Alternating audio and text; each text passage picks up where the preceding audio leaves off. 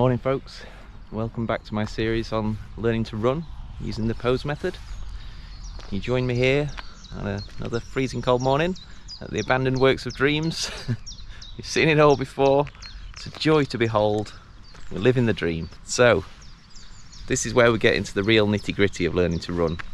We've done all the preamble, you've seen all the introductory videos, all the shoes, the journaling, all the stuff we do before we get into the actual lessons. This is it, lesson 1. Finally, we're here. First lesson is all about the foot. We're going to be learning how to make sure you're landing on the forefoot, which is the prime directive at this stage. Need to get that nailed down, make sure we know that we are landing the right way, and then everything else follows on from there. So what we have to do at this stage is do another video showing how my form is, having been through the drills and all the stuff that goes along with lesson 1, and compare that to the baseline, which you've seen me do already. You've seen how my running form was and all the problems I'm trying to sort out. So now let's get into lesson 1. So before every lesson and every session, we need to do the mobility routine, which I do before every session. This is my 3rd time following through lesson 1. You're supposed to do it at least twice so that you're happy with what you learn at that stage before you move on. So I've been through the 31 mobility movements that have to be done right at the start of every lesson. I won't show you those on camera, they do tend to drag on a bit. You're supposed to be able to do them in 8 to 10 minutes once you've kind of got the hang of them. I think remembering what they all are without having to refer to a piece of paper is the main challenge. So yeah, get those done before the lesson. So there are a couple of drills that we need to practice during lesson 1. The first one's based around learning to judge where your balance is on your foot, where the weight is on your foot rather. So you put the weight on your forefoot, the heel, somewhere balanced in between the edges, and then just repeat that several times, kind of in a circular motion, just to make sure you know what it feels like to have your weight in the right place. And the second drill that we do on this lesson before we get into the running is basically running in place, making a note of where you land. You should be landing on your forefoot automatically. We do this without shoes on so that you can feel what's happening there and you jog on the spot kind of naturally. You would never land on your heel jogging on the spot. It says in the book, if you do, then call 911.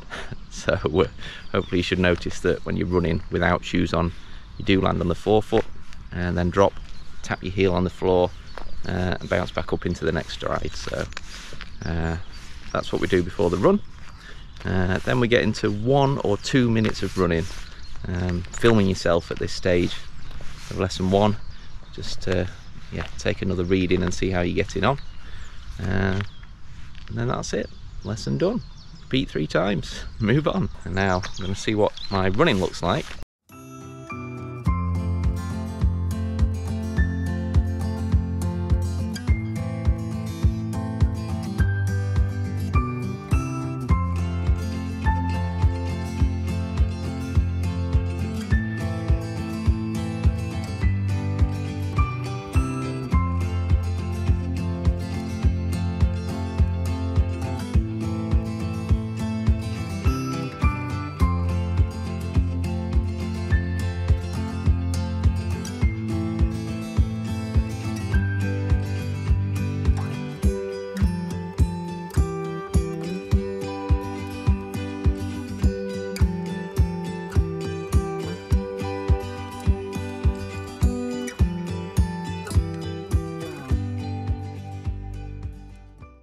Okay, so here we've got a comparison between my first video of my running form and what we've seen today.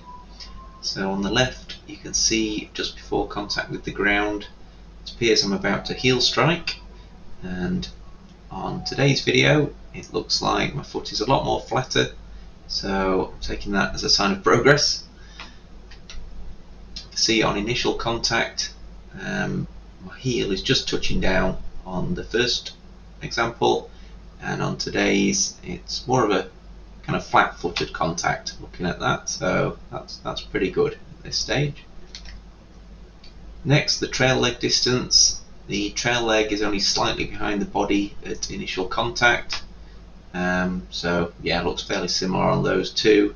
If anything, maybe my knee is slightly further forward on this one, so all good so far. Frame count to pose. So in terms of video frames, it's taken 3 frames for my trail leg to pass the support leg. That's supposed to be 1 frame, so that appears to be something I still need to work on. So we'll see how that improves over the course of the lessons. Pose alignment, and here the body's all meant to be in a line, so I think this is just to make sure that we're not kind of bending forward at the waist. Everything's in a line from the foot to the head, so looking pretty good there, I think. Fall threshold. So you fall until the foot of the swing leg passes the support knee, which is what we're showing here. And then 1 frame later, the heel should start coming off the ground. That's when you start the pull. So you've gone from the fall to the pull in 1 frame, which I appear to have achieved here. So yeah, looking a lot better than last time. I'm taking that as a win, and hopefully there'll be more progress to come.